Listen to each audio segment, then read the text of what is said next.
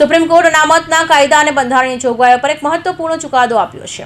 કોર્ટે સ્પષ્ટપણે જણાવ્યું છે કે જો અનુસૂચિત જાતિ કે અનુસૂચિત જનજાતિ કોઈ વ્યક્તિ હિન્દુ, શીખ અથવા બૌદ્ધ ધર્મ સિવાયના અન્ય ધર્મો જેમ કે ઇસ્લામ કે ખ્રિસ્તી ધર્મમાં પરિવર્તન કરે છે તો તે અનામતોનો લાભો મેળવવા માટે પાત્ર રહેશે નહીં।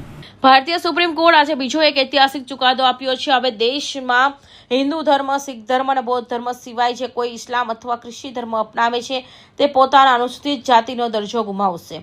સુપ્રીમ કોર્ટે તેના કાયદામાં જણાવ્યું હતું કે વ્યક્તિ બંધારણ હેઠળ સૂચિત અથવા માન્ય જાતિ અથવા જનજાતિ સભ્યો હોવો જોઈએ। સુપ્રીમ કોર્ટે આ હેતુ 1950ના આદેશની કલમ 3 હેઠળ લાદવામાં આવેલ છે।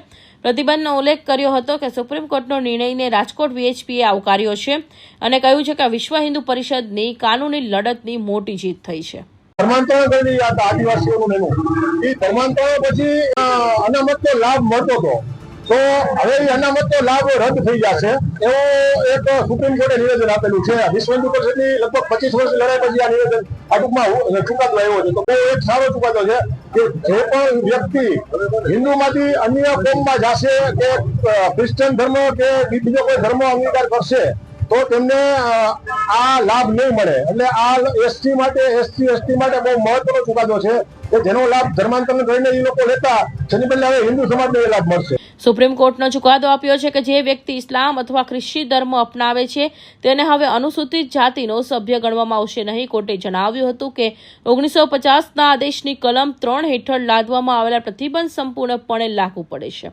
કલમ 3માં ઉલ્લેખિત ધર્મ સિવાય કોઈ પણ ધર્મમાં ધર્મ પરિવર્તન કરવાની તરત જ અનુસૂચિત જાતિનો દરજ્જો ગુમાવવામાં આવે છે, પછી ભલે તે પણ કોઈ પણ પરિવારમાં જન્મ્યો હોય।